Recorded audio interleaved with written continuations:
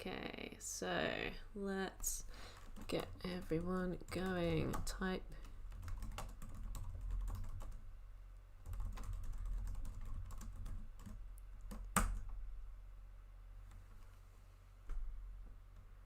Okay, cool. So it looks like we're all good to go on the streaming front.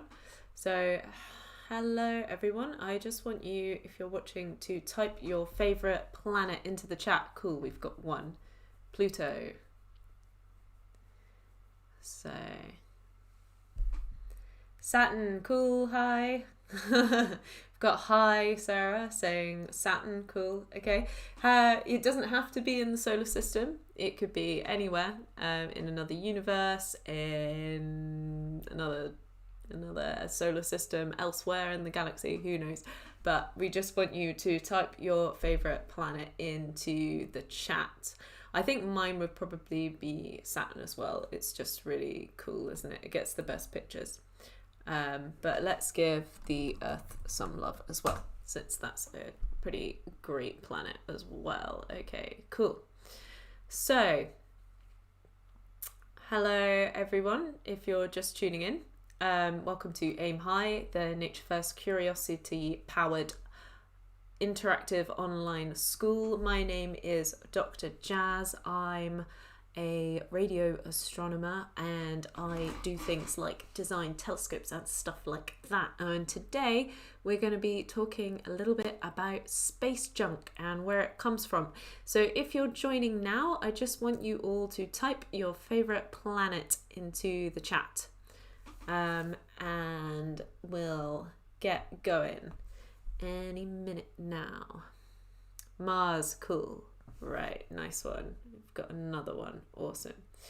Okay, so why don't we get going? Okay, cool. So, whoops. We're going to talk about the Race to Clean Space in a bit. I'm not on the first slide. Awesome. Okay, so I'm going to send a little poll out now, and I want you all to tell me how many satellites you think are orbiting the Earth. Okay, cool. So the link is there, and that should give you a link to how many satellites are orbiting the Earth. Okay. So if you want to have a go at that, if not, then you can type it in the chat as well. How many satellites do you think are orbiting the Earth right now? Okay, let's have a look. Okay, we've got one vote on 300, one vote on 10,000, 500,000, someone said in the chat. Okay, no, so let's keep this going a little bit longer. How many satellites do you think are orbiting the Earth right now? Okay, cool. So it's actually 60,000. So the number of satellites orbiting the Earth at the moment is 6,000. Did I say 60,000? I meant 6,000, sorry. There's 6,000 orbiting the Earth right now. So I'm going to send you another poll quick, and I want you to tell me what percentage of satellites are space junk. So what do we mean by space junk? How many are working? Okay, so what percentage of those 6,000 satellites are no longer working? And I want you to answer that. The link is on the screen. I've sent it in the chat, or you can just write it in the chat as well. So what percentage of satellites are just space junk?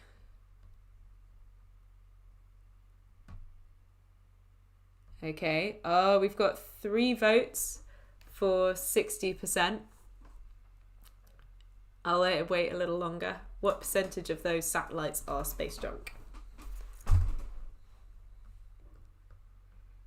Okay, we've got a suggestion of 2%. We're getting a lot of votes on 60% there. Got 4 so far. We've got 1 vote on 29%. No one's going for 14. So you think it's kind of at the higher end. Yeah, and you are totally right. So out of the 6,000 satellites that are currently orbiting the Earth, 60% of them are space junk. So 60% no longer working. Okay, that's a huge percent. That's a lot of satellites that are no longer working. And in fact, it's much worse than that, because if we include all the bits that have broken off of missions and burn-ups and stuff like that, there's actually 34,000-ish pieces of junk bigger than 10 centimetres orbiting the Earth. And then if we go down to even tinier bits, it could be up to 1 million pieces. So there's a lot of junk in space. So today we're going to talk about breaking down the junk. We're going to talk about satellites, how they work, where they are, and why we have them. I'm going to do a really quick thing on bandwidth because it's important for us to understand why we're launching loads more satellites. So you've probably heard about Starlink and 5G and things, and I just want us to debunk how that works and why 5G gives you so much more internet. Then we're going to talk about mega constellations. We're going to do a little bit on SpaceX and the future of space. Then I'm going to do the race to clean space, and I want you guys to come up with ideas. So start thinking now. We're going to do a little mind map of ideas on how to clean up space. And then I'm going to finish on a sad note about how this is going to affect astronomers, not just space junk, but having lots of satellites out there anyway. So I want you to think of 3 ways a satellite is powered. This is a picture, kind of an artist's image, of a Starlink satellite, and I want you to guess what the big thing sticking out of it is. So 3 ways we can power a satellite. What are those 3 ways?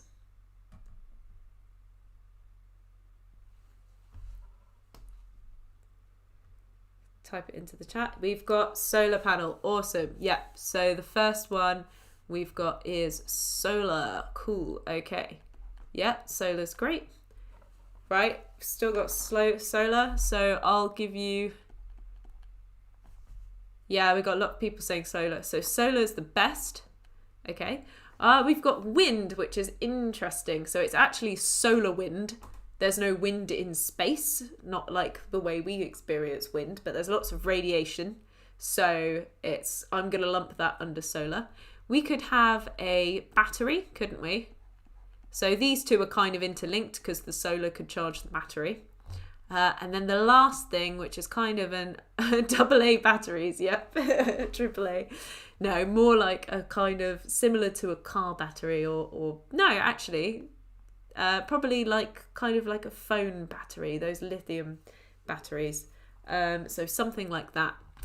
And then the last thing we could have is radiation. So kind of like radioactive stuff. So an atom that keeps emitting loads of heat and things like that can be used to power a satellite. So solar's the best.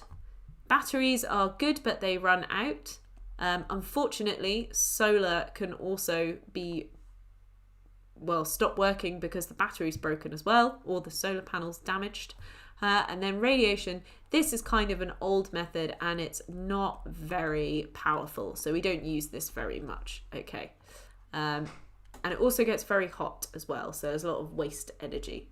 So now we've seen different ways of powering a solar panel. We can sort of start to see, solar panel powering a satellite, we can sort of start to see different ways that they might stop working. So the battery could run out, the solar panel could get damaged, this could just overheat the electrics, and it could just stop working. So this is why some satellites stop functioning, okay? Sometimes they'll reach the end of their life and they know how long it's supposed to last, and sometimes they can just stop working for various different reasons. So let's think about where these satellites are around the Earth. I'm going to give you the first orbit that has most of the satellites in it, and it's called the LEO O. The L stands for low Earth orbit, okay? And this is about 10,000 kilometers away from the surface of the Earth.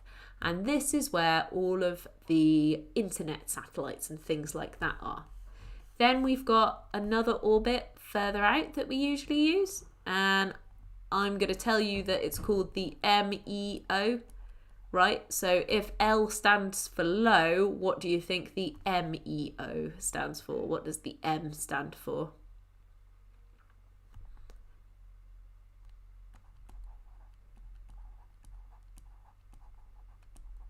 Middle.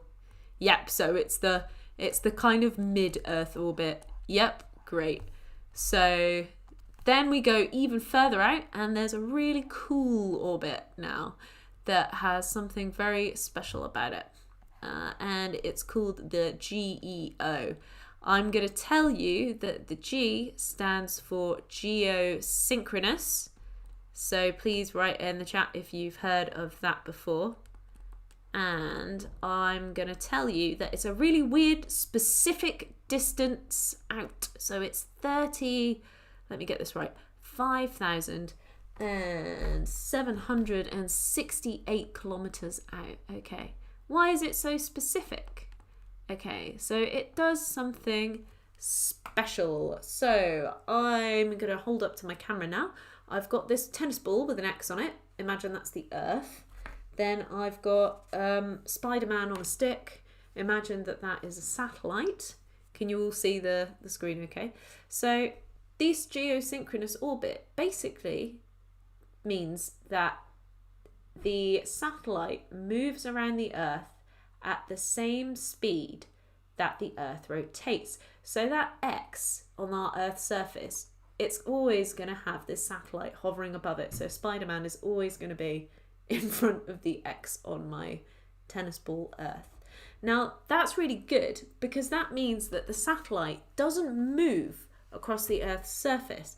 So we use this for stuff like GPS. Who knows what GPS stands for? Anyone?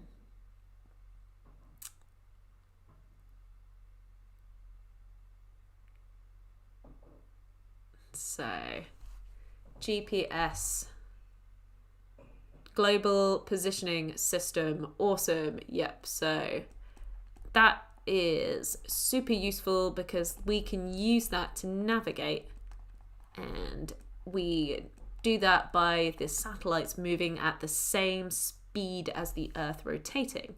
So we'd probably get all of our internet satellites and things in the low Earth orbit. We'd get things like weather satellites and stuff like that in our mid-Earth orbit. And then we know that the GEO orbit, or geosynchronous orbit, is going to have all of our navigation stuff in it.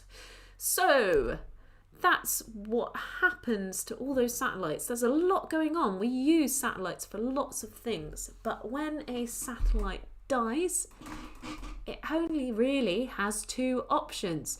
A quick, fiery death, where the last bit of energy left in the satellite pushes it into the Earth's atmosphere, and all the friction of the satellite hitting the atmosphere burns it up into a kajillion pieces, and it just disappears and rains down the Earth in tiny little bits.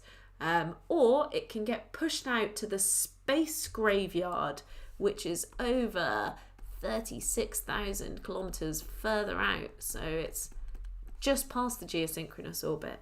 And it gets pushed into this graveyard where it just floats and orbits the Earth in a cold, lonely, eternal drift. So, I don't know, if you were a satellite, which way would you rather go? I would pick the quick, fiery death because I know that most of my plastic and stuff like that's going to be incinerated and just disappear in the upper atmosphere. Or them being floating around in space. Which would you prefer? Getting burnt? Yeah, fire. I agree. Fire, definitely. Okay, cool. So, why is space junk bad? So, the thing that we just saw about the death of the satellites doesn't always happen, okay? And that's because sometimes there isn't enough power left to push it out into the space graveyard or to push it down into the Earth's atmosphere for it to burn up. So what happens is that it ends up kind of just getting stuck in the orbit it was in anyway and floats around. And this is because sometimes we don't always know when a satellite might stop working. So why is space junk bad? So what's the first thing you would think about? The most obvious thing you could think would be bad if there's loads of satellites up there. What could happen? So just tell me, what do you think would happen if there's lots of satellites up in space and we keep launching more in there? Collisions. Awesome. That is exactly what I wanted to hear. Okay, cool. So we've got collisions. Now, actually, there's not too many collisions that happen. But they are lots of close calls, and the more we launch, the more likely these are going to happen. We can also get things like little bits of debris damaging solar panels because they're very fine. These solar panels are almost like foil up in space, or damaging antenna and things like that. So it will throw everything else out of orbit. If two bits hit each other, it doesn't happen like that. The film Gravity is not a correct example of what happens with space collisions. I'm just throwing that out there. If you've seen that film, this is not what happens. It doesn't happen that often, and it's not that dramatic. What's more likely is that your internet will blip out if there's loads of satellites out there and they collide. And also lots of damage to sensitive equipment and stuff.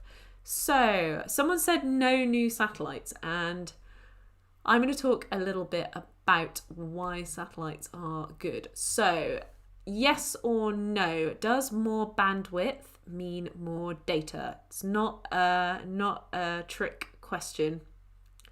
It's just, I just want a yes or no, just to see if you understand. Yes, cool. So we've got yes. Anyone else want to just write in the chat? Okay. Yes, cool. Okay, exactly. So yeah, more bandwidth means more data. What does that mean? Basically, it means that you get more information per second.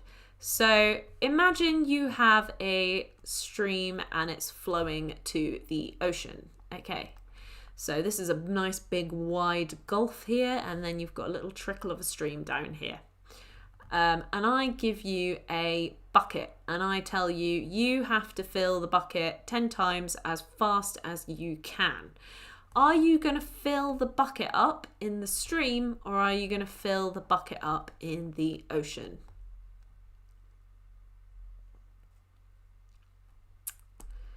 So I want you to fill my bucket up as fast as you can. Ocean. Yeah. Why is that? Because you've got more water there. You have more water. Okay. So you're going to be able to fill the bucket 10 times much faster if you're filling it up in the ocean than you are in the stream.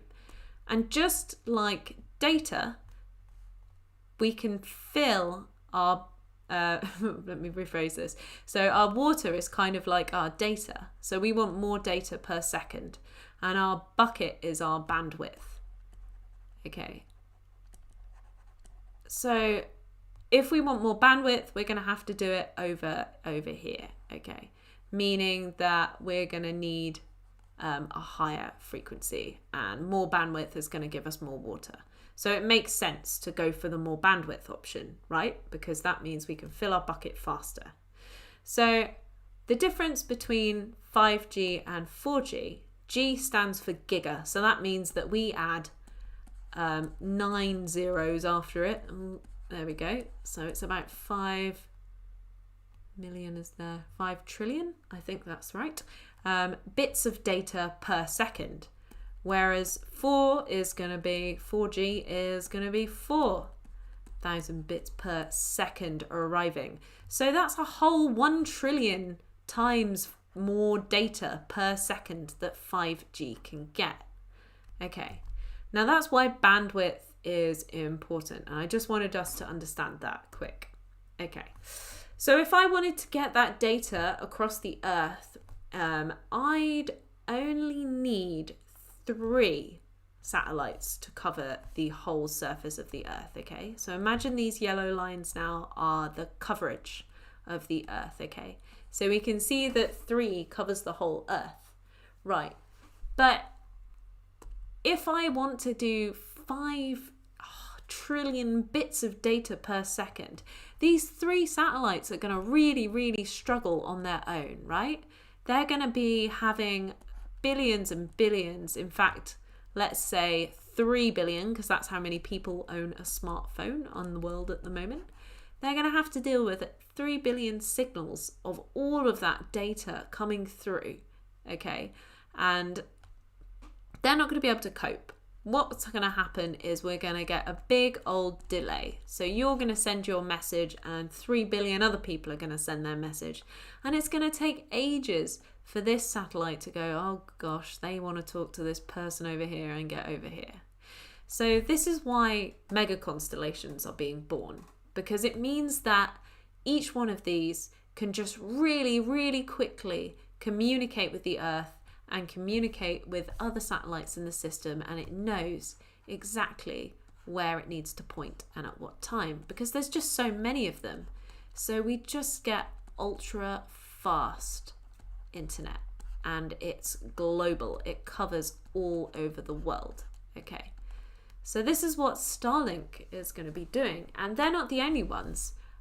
Even Amazon and Virgin want to launch these mega constellations, because it means that instead of having to have a router at home or something like that, you could be in the middle of the Atlantic Ocean and download a film, and it makes it cheap and accessible to everyone.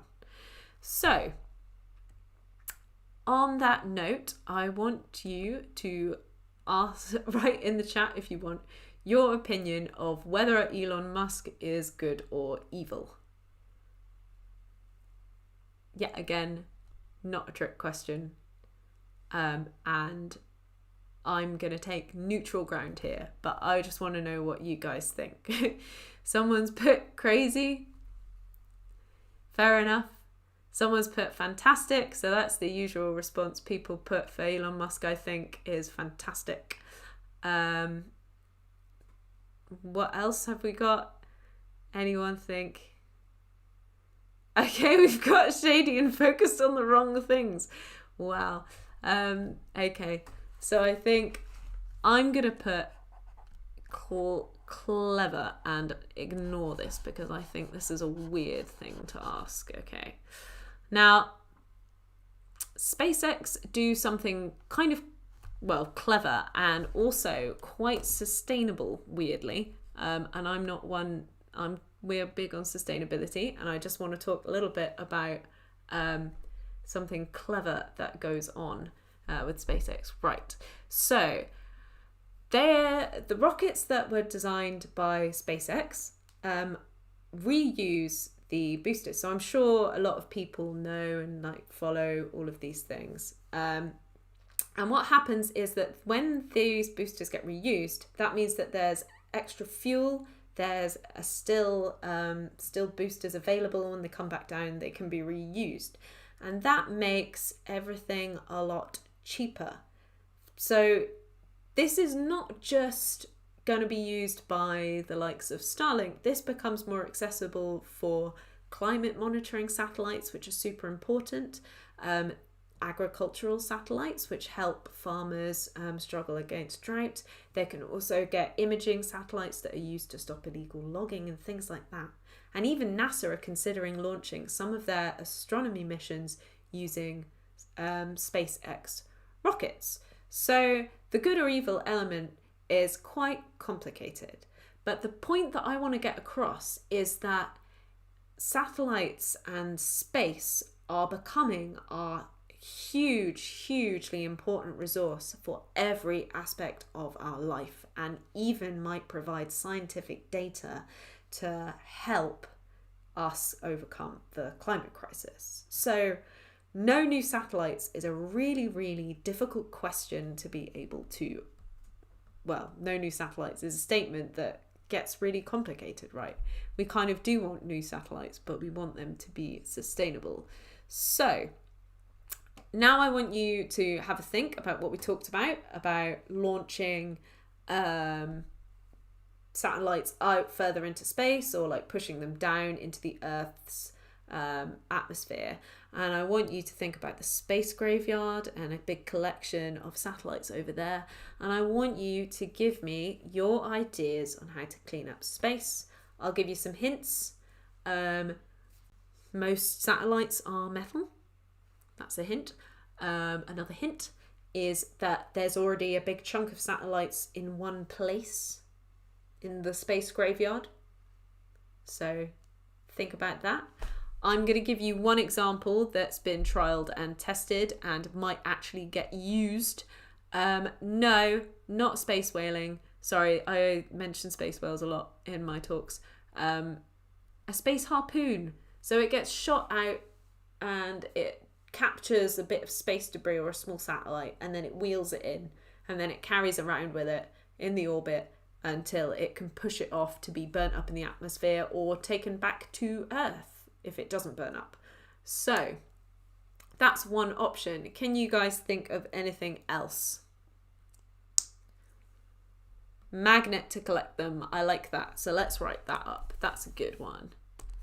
Okay, anything else? Be as out there as you want, because I'm going to tell you now that there's actually not too many projects being done on this, so there's still lots of good ideas. So damaging them could make more debris, so destroying them could make more debris, but let's put them down anyway. So maybe we could find a way of controlling that destruction. Okay, someone's written paper, cardboard. What do you mean by that?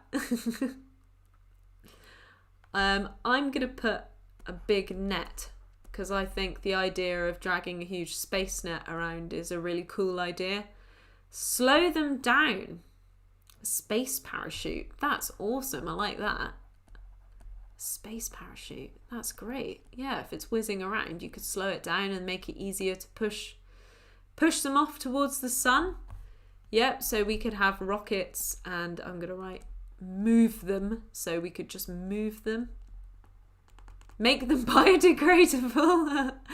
Things can't biodegrade in space because biology cannot exist, really. So biodegradable doesn't really work so much, but making them easier to burn up in the atmosphere is a good thing. So we've seen cleaning up space. Now, this is actually really difficult. I want you to compare it to microplastics in the ocean, yeah?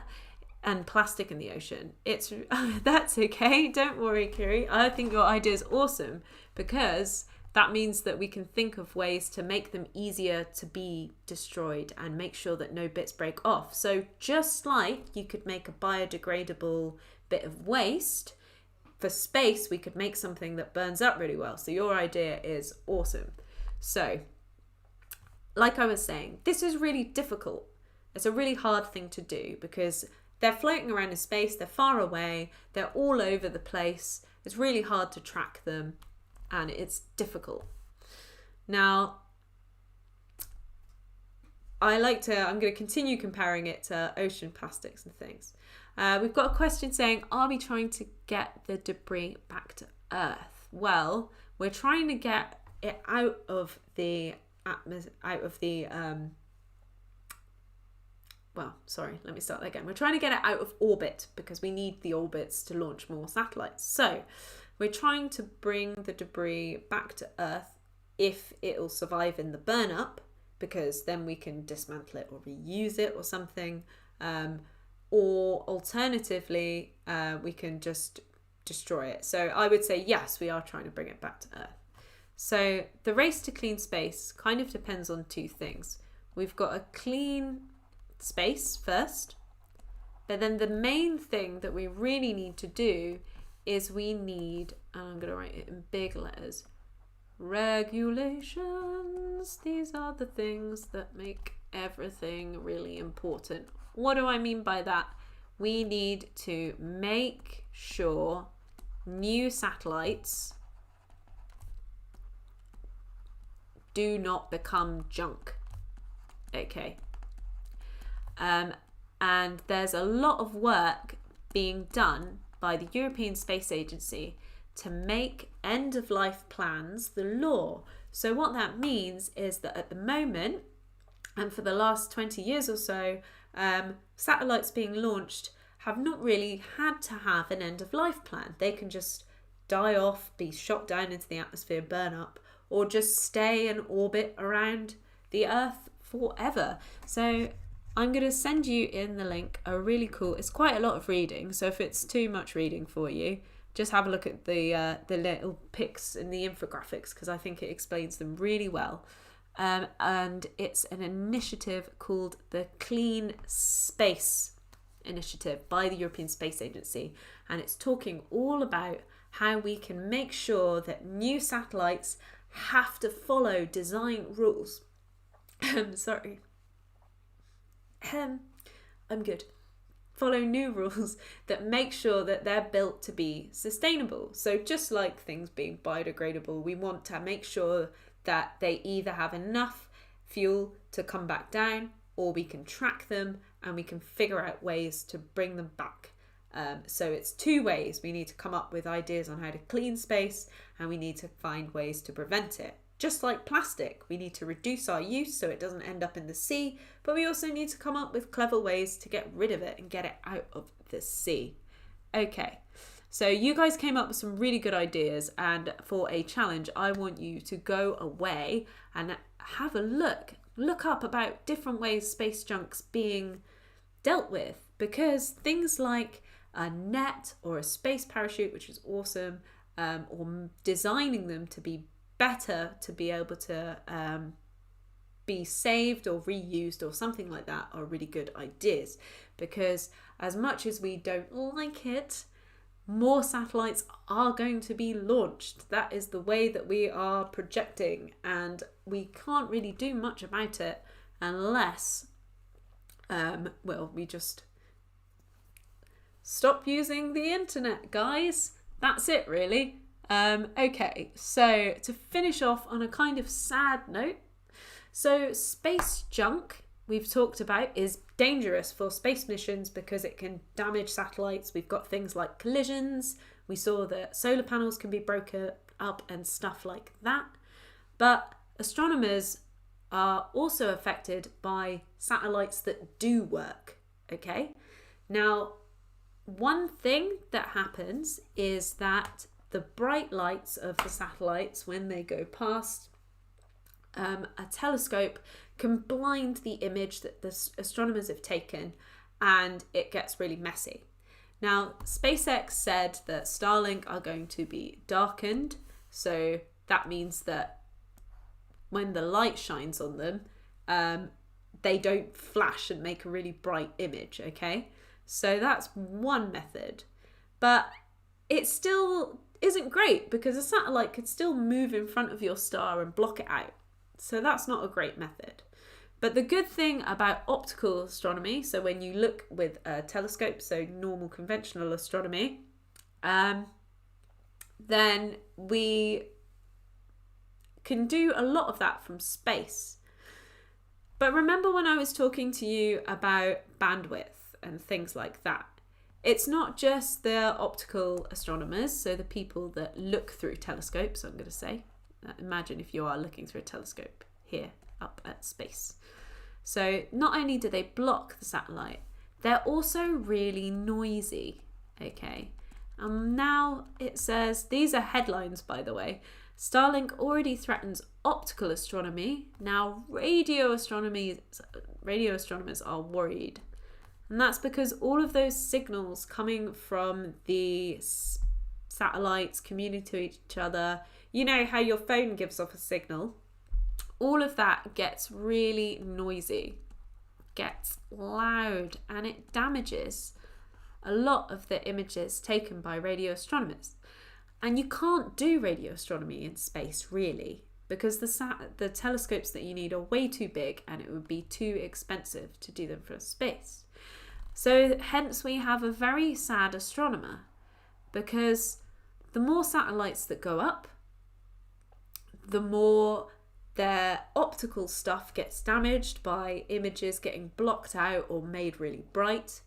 And then also, the more of their nice listening to the cosmos gets ruined by big loud noises from all of these satellites going